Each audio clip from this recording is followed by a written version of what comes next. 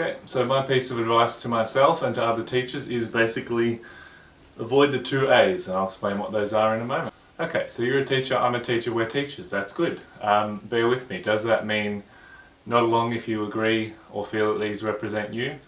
Probably a bit of a perfectionist, maybe a bit of a high achiever, probably put other people before yourself, kind of prioritise the needs of others, probably caring, probably kind, probably nice, those sort of things.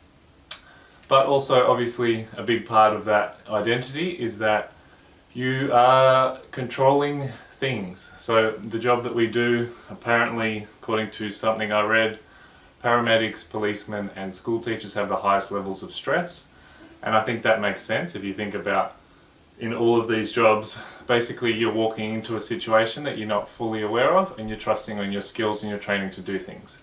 You might say that's a bit of an exaggeration for a teacher because you know these students and they're always going to be the same students, but of course human beings are dramatically complicated things, and if you put a room of 25 of them together you can get some pretty interesting cultural things happening and some real complicated outcomes happening as a result. So if we think of the two things we've talked about so far, being a teacher and what that means for us personality wise, and then we think about the context and the kind of high stress, though I don't like to use the word stress too often, the high stress sort of situation that we place ourselves in every day.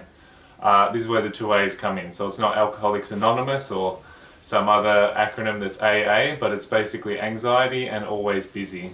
So these two I think feed into one another because if you're anxious, a pretty good theoretically solution to that is to be always busy. And if you're always busy, then you're probably anxious that you should be doing something else with your time, like, I don't know, maybe spending some time relaxing or talking to your friends or, being kind to yourself.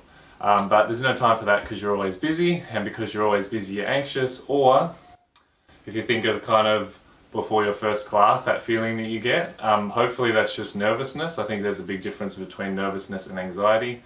Anxiety, I think, is like a fear that's completely unwarranted. Nervousness is probably just a bit of a heightened state, and that's an important distinction to make. Okay, so that's my goal for 2020. Feel free to join me in the double A quest of anxiety and always busy, and try to stop both and find the way that they feed together for you as a teacher.